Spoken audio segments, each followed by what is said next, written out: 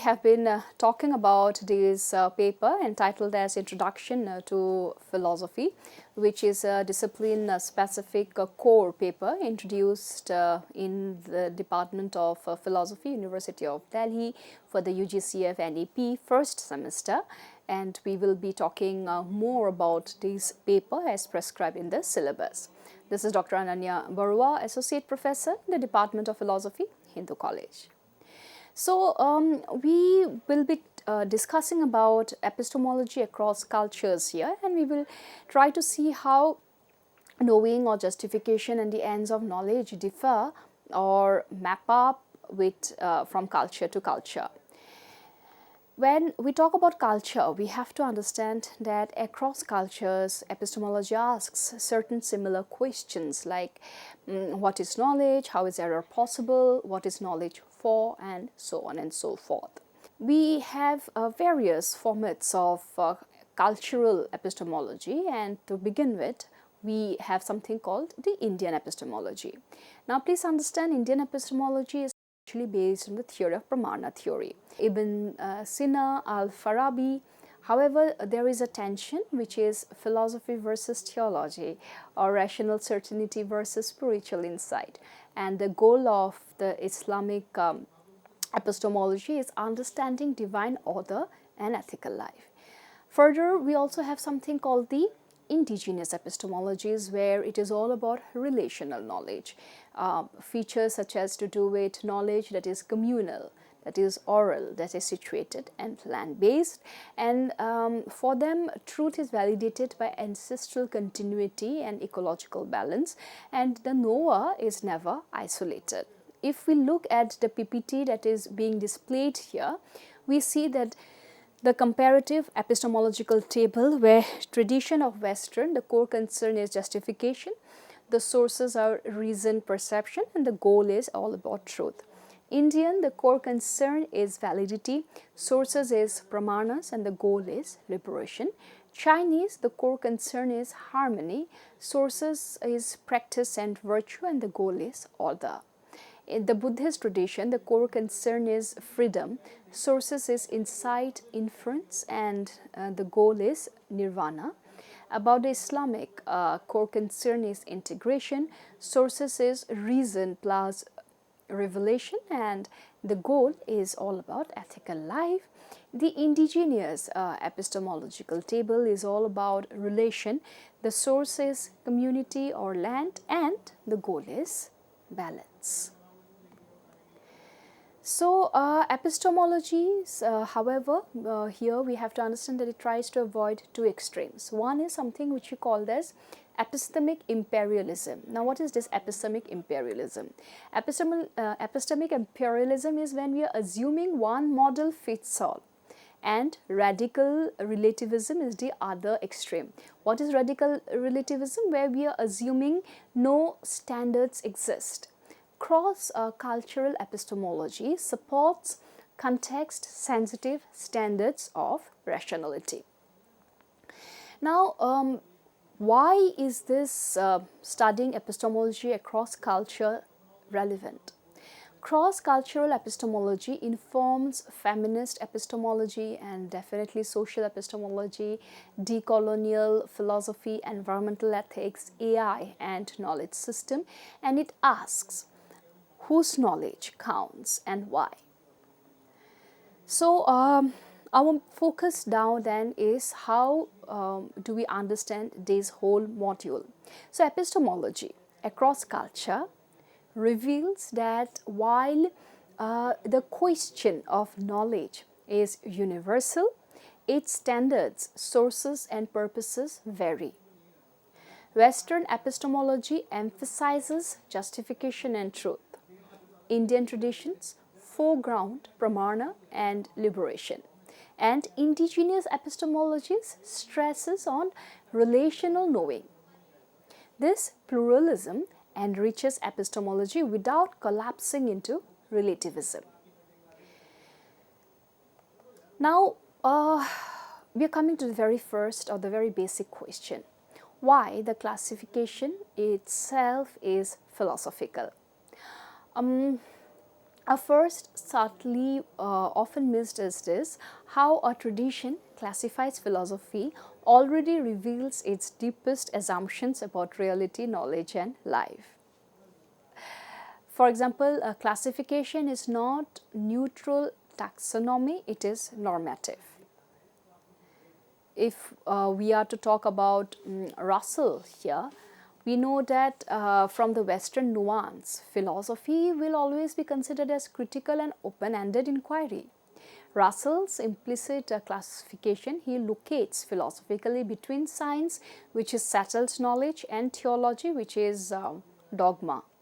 His branches, that is to do with logic, epistemology and metaphysics, ethics, politics, reflect a distinctively Western epistemic anxiety. Now, how can we justify belief without appealing to authority?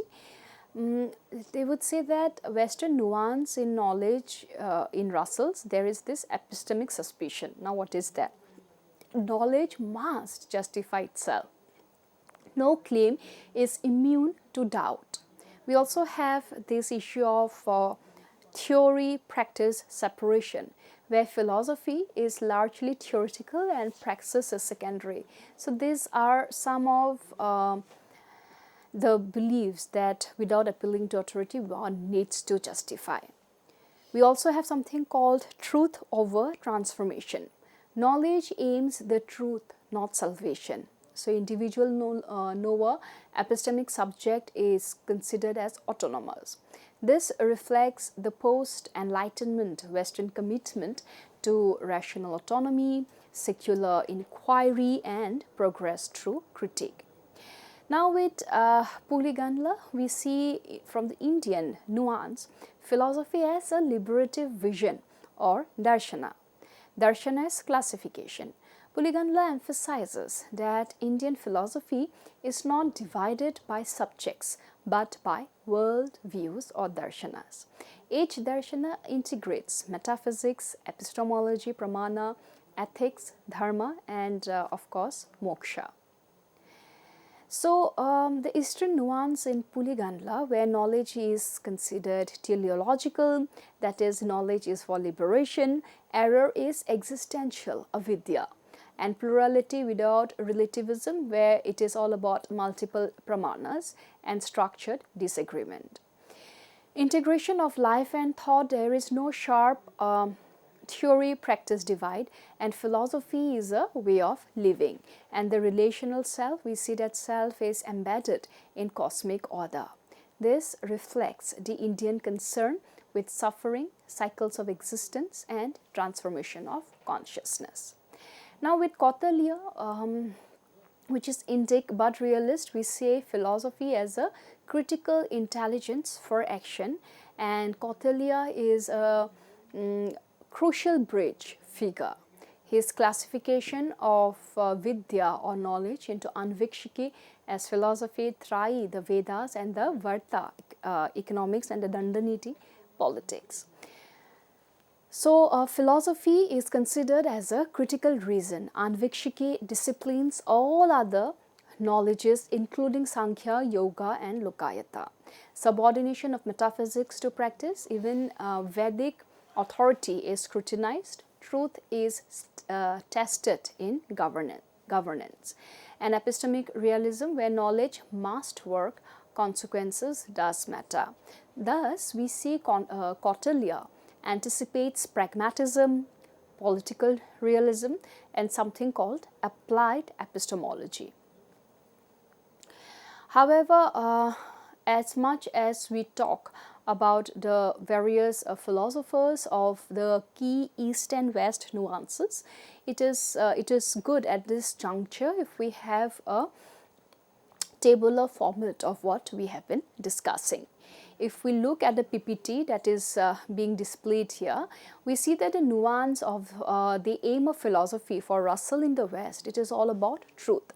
For Puligandla in the East, it is the liberation, and Kautilya, as I had mentioned, the bridge is all about welfare. Similarly, the role of epistemology for Russell in the West, it is all about justification. For Puligandla in the East, it is about valid cognition, and for Kautilya, the bridge is about practical reasoning. Now, the view of self for Russell, again from the West, it is all to do with autonomous knower. For Puligandla from the East, it is about embedded self, and for Kautilya, the bridge, it is about the role-based agent. Further, when we talk about authority, we see that Russell has always been a critique, whereas in the East, Puligandla has been all no authority has to be qualified, and Kautilya, authority is something which is instrumental. About the theory practice, for Russell it is separated, for Puligandla it is integrated, and for Kautilya it is the praxis centered. Now about pluralism. For Russell it is all about historical, Puligandla it is systematic, and Kautilya it is pragmatic. So, a deeper contrast, if we are to check now, would be something say vis-a-vis assurance versus anxiety. So, one subtle but profound difference of Western philosophy and Indian philosophy is, with Western philosophy, especially driven by philosophers like Russell, the question always has been driven by epistemic anxiety. And what is this epistemic anxiety? It is about how can we know? How can we know? There is an anxiety there, which we call it as an epistemic anxiety. In the Indian philosophy, it is driven by an existential urgency, which is how can we be free? And in Kautilya, it is driven by a political necessity, that is, how can society function? These are different problem spaces, but not rival answers. Now, why does these matters today? This comparative framework, they challenges the Eurocentric curricula, it enriches epistemology, it supports methodological pluralism, it informs applied ethics or governance, AI, ecology. It shows that philosophy can aim at truth, liberation and justice simultaneously. So, Russell's classification reflects the Western concern with justification and rational autonomy. Whereas Puligandla shows that Indian philosophy classifies knowledge around liberation and valid cognition. And Kautilya bridges metaphysical and practical concerns by positioning philosophy as critical reasoning in service of governance.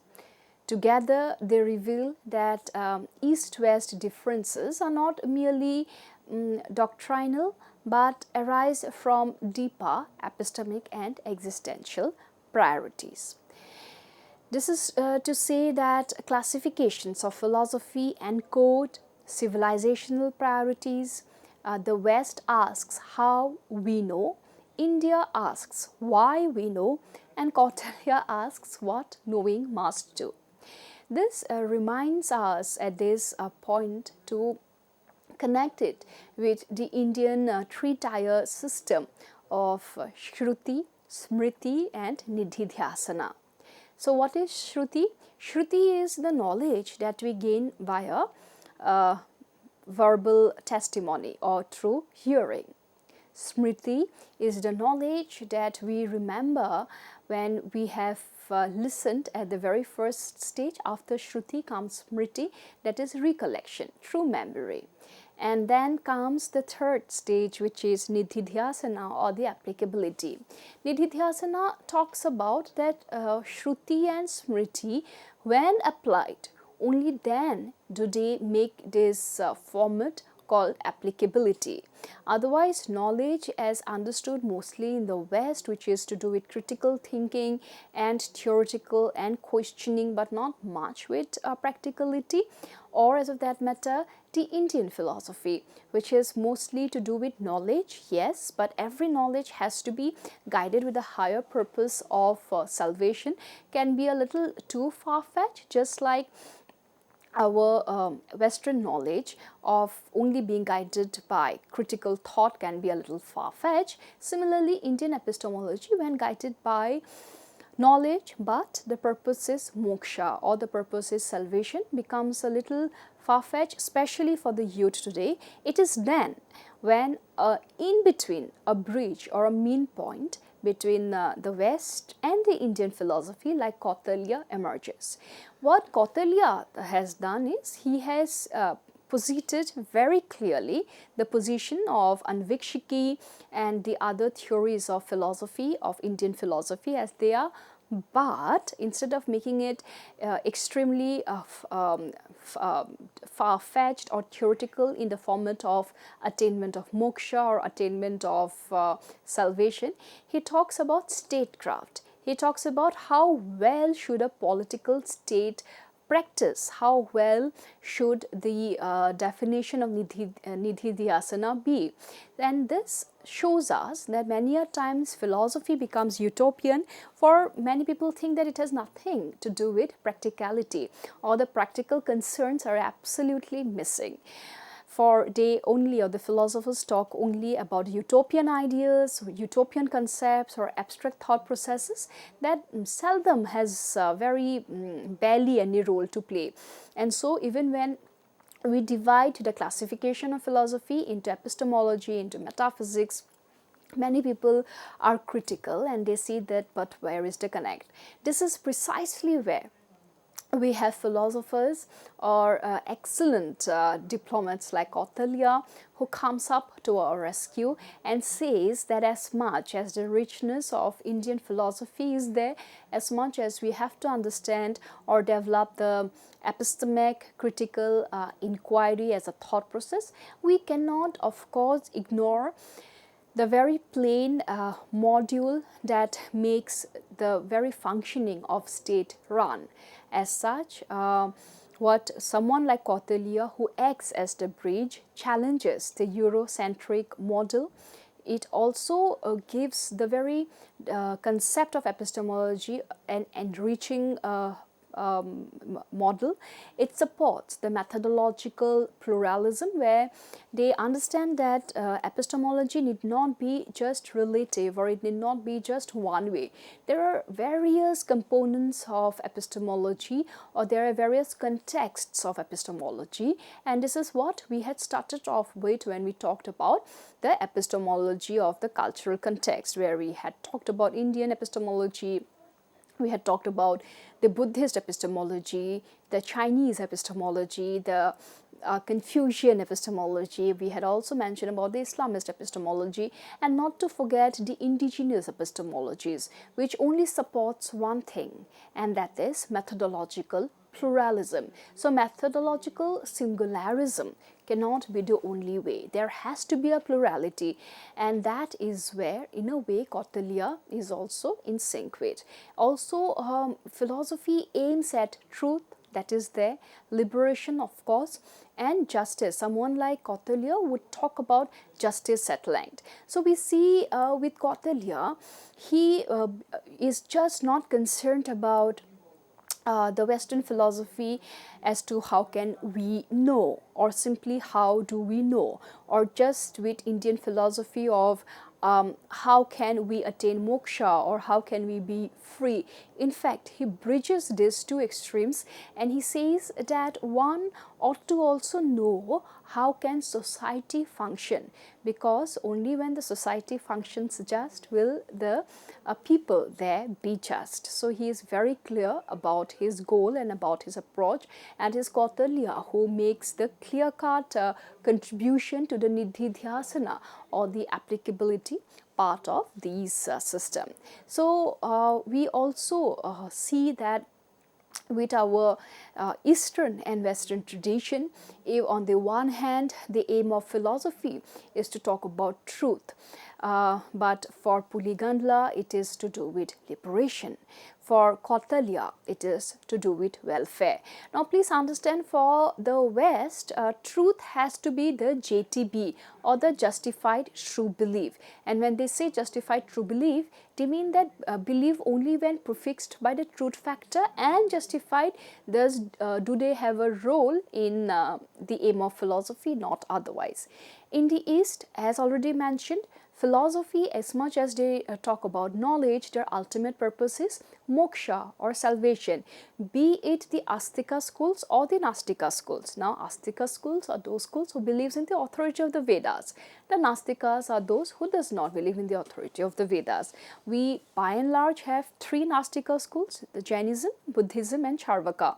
Except Charvaka, both Jainism and Buddhism also believes in the authority of liberation. So it doesn't really matter whether one is an Astika school or one belongs to the Nastika school. Liberation or moksha has been a fine tune as an aim of philosophy in our Indian tradition.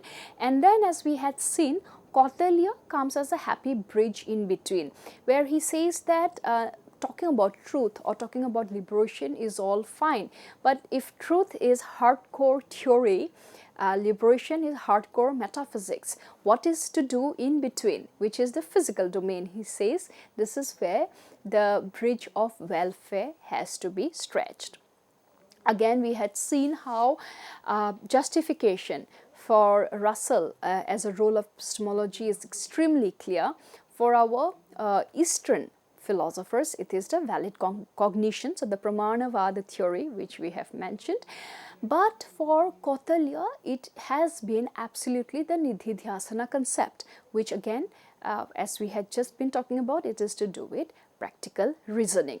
And about the view of self, if Russell talks about an autonomous knower, our Indian philosophy talks about an embedded self. And then we also have Kautilya, who talks about the self as an agent, that is, the self is instrumental to procure for the welfarement of the society. Further, about the authority, or what authority does one have, we see that for Russell, he has, or Western philosophers have absolutely always have critiqued authority. The Eastern philosophy have had qualified authority as something more of which, one deserves to be in the authority when one qualifies for it. And for Kautilya, it has to be instrumental. One is in the authority because it's a means to a goal. It is not an end in itself. One has to work for the welfare of the society. Now about the theory and the practice gap, we see that for Russell, it is very clear. It is separated. Either one is doing theory or one is doing practical part. In fact, till I think very short while, till the NEP chipped in, or there has been a role model of interdisciplinary projects, philosophers did have difficulty in intermingling with disciplinary and other disciplinarian models, for they would feel that somewhere the very essence of philosophy, if not theorized but made practical, its very essence gets compromised. So and this is where the Western philosophers like Russell would stand, that theory and practice ought to be separated. Unlike for the Indian philosophers, theory and practice as epistemologists were always considered integrated. We do have to have a knowledge of so and so that our practical approach, which is moksha, finally comes into being. But for Kautilya, it is preempted. It is clear that the very focus or the very specific zone has to be the instrumental part of welfare, which is practice centered, which is doesn't matter how much rich the theory is, but if it fails to be executed, it fails. And about pluralism, if in our West we did have a history of pluralism where one after the other we kind of started in a chronological way, say before the Plato or the canonical texts of early Greek philosophers, we also had the Milesians, Thales, and Anaximenes, followed by the other team of early Greek philosophers like the Eleatics, or we have had other atomists group.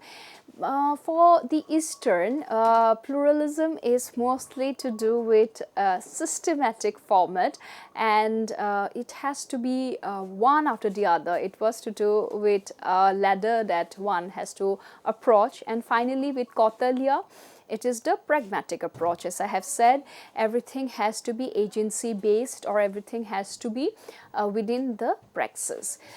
So yes, Western philosophy has been, we had just about mentioned, driven by epistemic anxiety, which is how can we know. Indian philosophy is driven by existential urgency, how can we be free. And Kautilya has been driven by a political necessity, which is how can society function. And each has been functioning well. So Russell's classification reflects that the Western concern with justification and rational autonomy is there, while Puligandla shows that Indian philosophy classifies knowledge around liberation and valid cognition, and Kautilya bridges metaphysical and practical concerns by positioning philosophy as a critical reasoning in service of governance. And together they reveal that the East-West differences are not merely doctrinal but arise from deeper epistemic and existential priorities. So this is what we have discussed today about the classification of philosophy from the East and West under the themes of our paper, Introduction to Philosophy. We will be continuing more with such topics in our next class. Thank you so much.